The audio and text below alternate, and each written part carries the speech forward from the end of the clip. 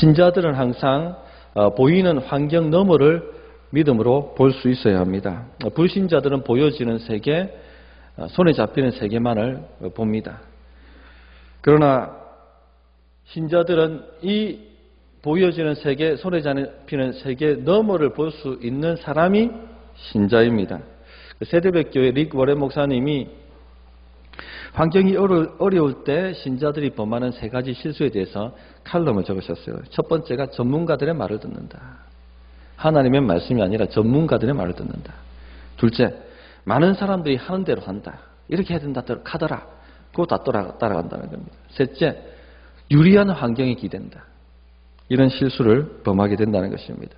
저는 주도권 싸움이라고 생각합니다. 환경이 나를 주관하느냐 아니면 내가 환경을 주관하느냐. 보여지는 세계만 보는 사람은 환경이 나를 주관하게 만듭니다. 그러나 보이는 세계 너머, 영적인 세계 너머를 보는 사람은 환경을 주도하는 사람입니다.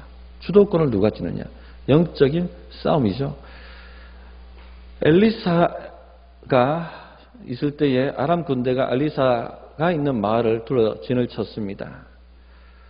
그러나 엘리사는 마음에 요동함이 없이 편안하게 잠을 잤습니다. 왜냐하면 영적인 세계를 보았기 때문에 그렇습니다. 하나님의 군대가 둘러 진쳐 있기 때문에 결코 아람 군대가 자신을 좌지우지할 수 없다 하는 것을 알았기 때문이죠. 주도권이 누구에 있느냐? 엘리사에게 있습니다. 반면에 그의 스승 엘리야는 주도권을 빼앗긴 적이 있었죠. 이세벨이 너를 죽이겠다는 그 말에 두려움에 떨었죠. 환경이 자기를 주도하게 만드니까 결국은 로뎀 나무 아래까지 피하는, 그렇게 주도당하는 그런 일들이 일어나게 된 것입니다.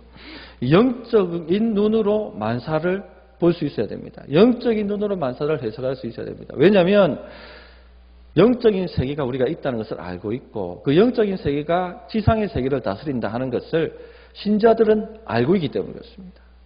그래서 영적인 세계를 보호해야지 이 땅에서 주도권을 빼앗기는 것이 아니라 주도권을 쥐고 상황과 환경을 주도적으로 헤쳐나갈 수 있게 된다는 것입니다. 우리가 일상생활 속에 여러 가지 고민거리들, 염려거리들이 밀려옵니다. 이 환경, 저 환경, 상황과 환경이 급변하고 그리고 우리에게 유리한 상황보다는 악한 환경이 우리에게 일어납니다. 자주 그런 일들이 발생합니다. 보여지는 대로 살아가는 사람들은 혼란스럽습니다. 오히려 잡혀버립니다. 우리가 이렇게 믿음을 가진 신자라고 말하지만 우리도 영적인 세계를 보지 못하면 동일하게 보이는 환경에 사로잡혀서 우왕좌왕하다가 그렇게 휩쓸려 버리게 될 때가 한두 번이 아닙니다. 전문가들이 말하는 말에 막 따라가고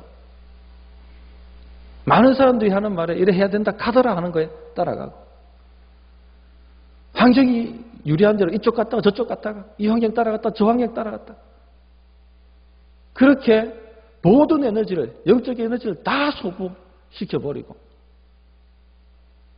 아무런 역사 없이 승리함 없이 늘 패배함 속에서 살아가게 된다는 것이죠. 예수님께서 말세가 되면 여기에 메시아가 있다, 저기에 메시아가 있다. 그렇게 사람들이 말할 것이다. 그러나 너희는 절대 움직이지 말고 요동하지도 말고 그렇게 믿음을 지켜야 한다라고 권면하셨습니다. 말세가 다가오면 다가올수록 주도권 싸움이 치열해집니다. 여기에 응답이 있다. 여기에 해답이 있다. 여기에 메시아가 있다. 그렇게 우리를 유혹할 것입니다. 영적인 세계를 봐야 됩니다. 보여지는 세계 너머를 볼 수 있는 그런 믿음의 눈을 가져야 하겠습니다. 그럼 어떻게 영적인 세계를 볼 수 있습니까? 말씀을 보는 겁니다. 말씀을. 이미 영적인 세계에 일어날 일들을 주님께서는 말씀을 통해서 중요한 핵심들을 다 말씀해 놓으셨어요.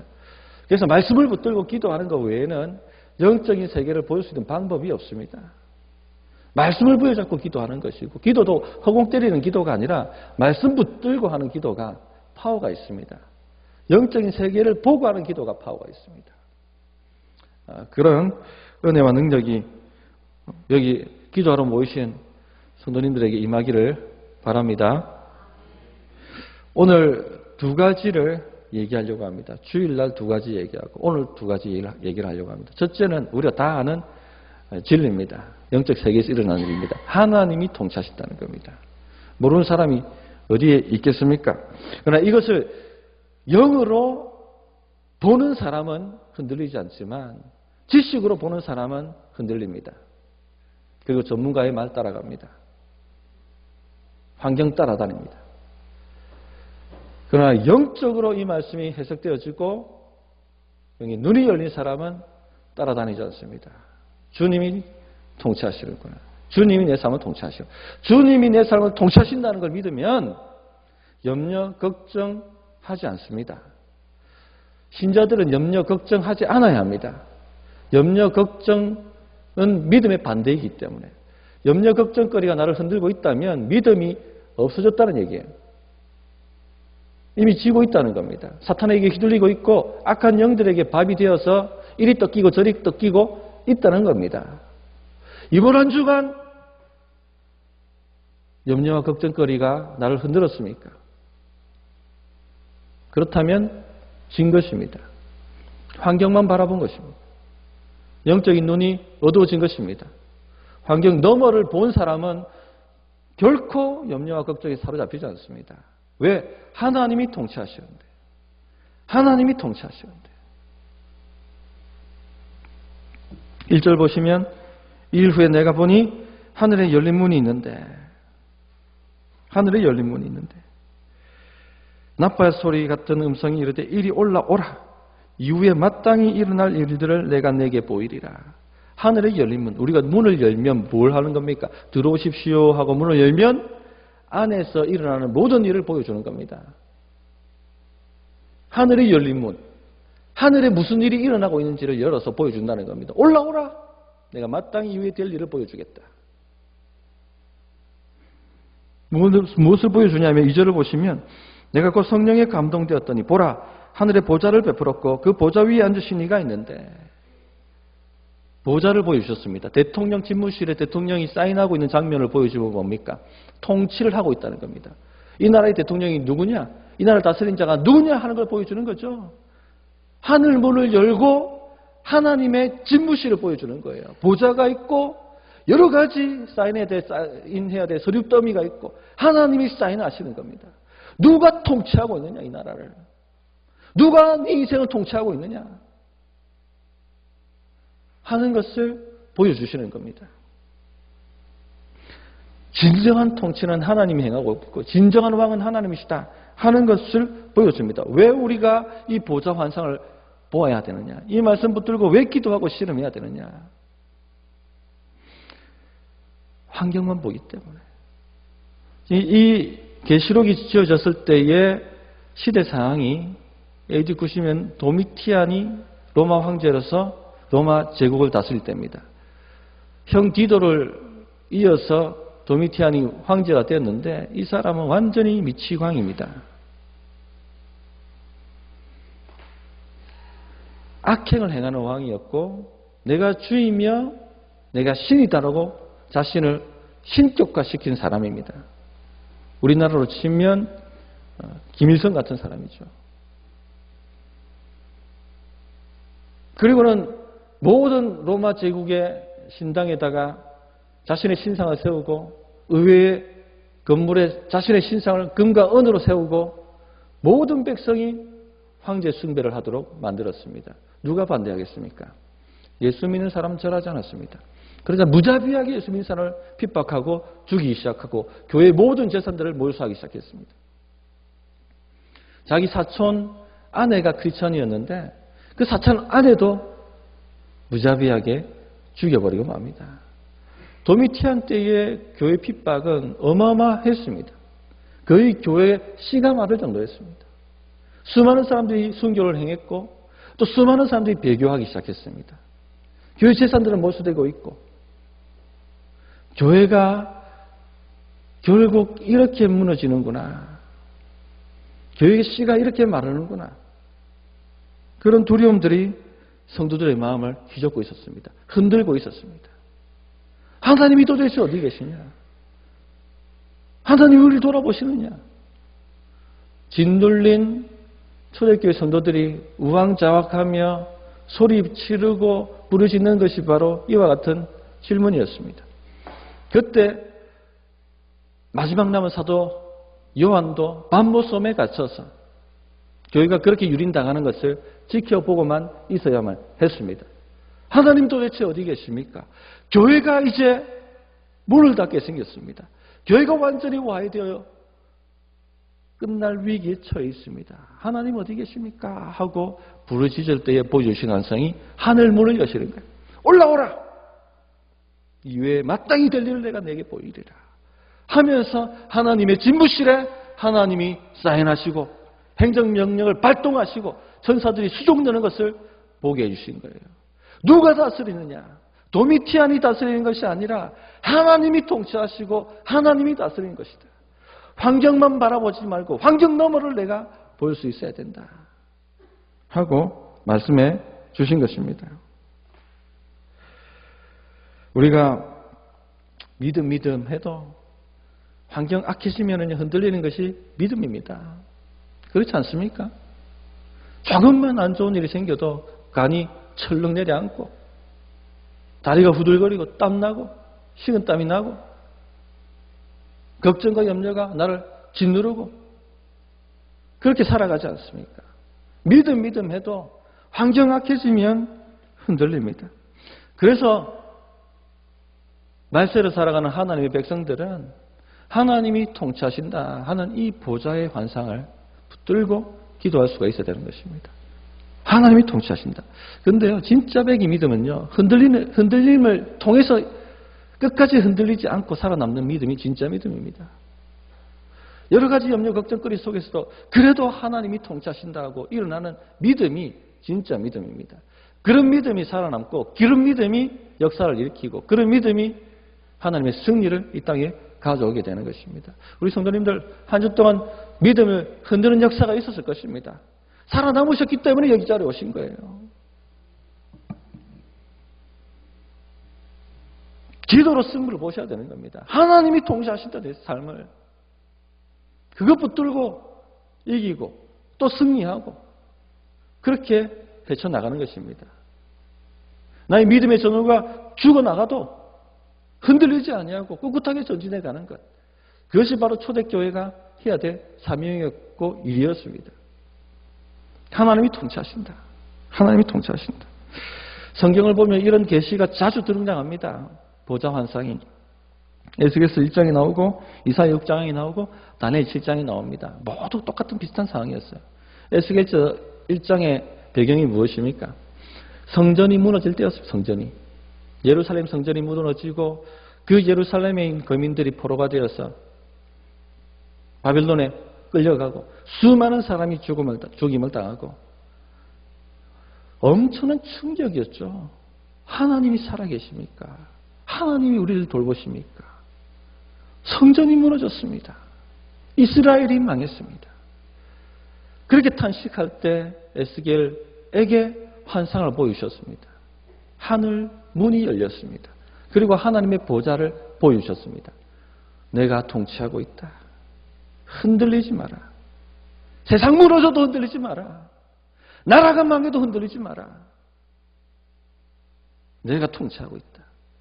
이게 에스겔 1장의 환상입니다. 이사야 6장에도 하늘문이 열리고 보좌가 보였죠. 우시야 왕 때 일입니다. 그 당시 강대국 아수르의 디글랏빌레셀이 유다를 침공하기 위해서 세력을 구축하고 있을 때였습니다. 그 우시야 왕은 다윗 이후에 가장 강성한 왕이었고 국력이 그 당시에 다윗의 전성기에 맞먹을 상태였습니다. 이렇게 디글랏빌레셋을 막고 있던 우시야가 죽어버렸습니다. 하나님, 이제 이 위기를 어떻게 감당해야 됩니까? 곧 있으면 저 아수르 대군이 밀려들어올 텐데 누가 이 나라를 지킵니까? 그때 하나님이 보여주신 것이 바로 보좌 환상입니다. 우시야가 죽었다고 떨지 마라. 통치는 내가 하고 있다. 내가 다스리고 있다. 다니엘서 1장도 하늘 보좌 환상이죠. 다니엘서도 누가 통치하느냐? 하나님이 통치하신다 하는 것을 보여주신 것입니다. 시편을 쭉 읽어보십시오. 하나님이 다스리신다는 내용이 굉장히 많이 나옵니다. 왜 이렇게 내용이 많이 나오느냐? 너무 중요하기 때문에. 근데 너무 중요하지만 너무 모르기 때문에, 영적으로 붙들지 못하기 때문에. 그래서 계속해서 주의 백성에게 하나님이 통치하신다, 주가 다스리신다, 하나님의 왕이시다 하는 것을 계속 말씀하시는 거예요. 우리 영으로 들어올 때까지 말씀이. 그 말씀을 깨닫고 붙들고 기도할 때까지 그렇게 일하시고 있는 것입니다. 우리 성도님들, 주도권을 빼앗겨서는 안 됩니다. 보여지는 환경과 상황에 주도권을 빼앗겨서는 안 됩니다. 우리에게 다가오는 문제거리에 주도권을 빼앗겨서는 안 됩니다. 하나님이 통치하신다 하는 말씀을 붙들고 싸우셔야 됩니다. 그 말씀 붙들고 하나님, 저는 포기하지 않습니다. 하나님이 살아계시고 하나님이 통치하신다는 것을 저는 포기할 수 없습니다. 제 생명이 끊어져도 저는 이 말씀 포기할 수 없습니다. 제 집안이 망해도 저는 이거 포기할 수 없습니다. 제 사업이 망해도 저는 이거 포기할 수 없습니다. 그렇게 붙들고 싸워야 됩니다. 그럴 때 영안이 열리고 하나님의 통치하심이 보여지는 거예요. 영적으로. 이게 딱 보여지면 그 다음부터는 주도권을 딱 잡는 거예요. 염려, 걱정, 두려움, 그렇게 나를 죽일 것 같은 그 환경과 문제가 종이 호랑이가 되어 있는 거예요. 이렇게 될 때까지 싸우셔야 되는 겁니다. 이렇게 될 때까지 믿음으로 붙들고 기도하셔야 되는 겁니다. 그게 기도의 방법입니다. 지지부지 기도하고 가면 안 되고 이것이 다가오도록, 이 눈이 열리도록 기도하셔야 되겠습니다. 잠언 29장 16절 보면 묵시가 없으면 백성이 방자에 행한다, 이렇게 말씀하십니다. 묵시는 계시죠. 하나님의 계시입니다.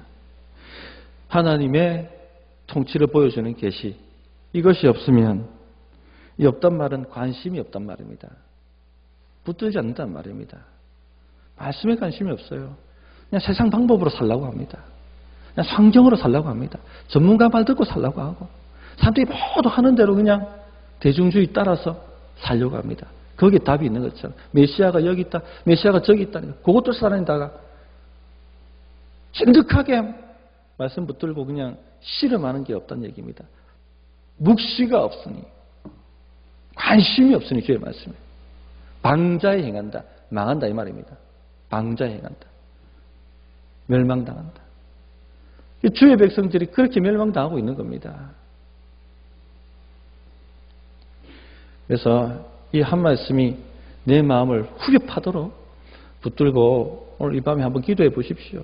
영안이 열리도록. 두 번째, 우리 성도님들이 걱정하는 것 중에 가장 걱정하는 게 뭘까요? 자본주의 사회에서 경제 걱정입니다. 그런데 하나님이 경제를 주관하신다 하는 것을 붙드셔야 돼요. 우리 가정의 경제를 하나님이 주관하신다. 우리 교회의 경제를 하나님이 주관하신다. 이거 붙들지 못하면 그냥 경제에 붙들려서 주도권 빼앗겨서 살아갑니다. 은행 장부가 말하는 소리를 듣고 그냥 그렇게 살아갈 수밖에 없게 되는 것입니다. 3절 보시면 앉으신 이의 모양이 벽옥과 홍보석 같고 또 무지개가 있어 보좌에 둘렀는데 그 모양이 녹보석 같더라.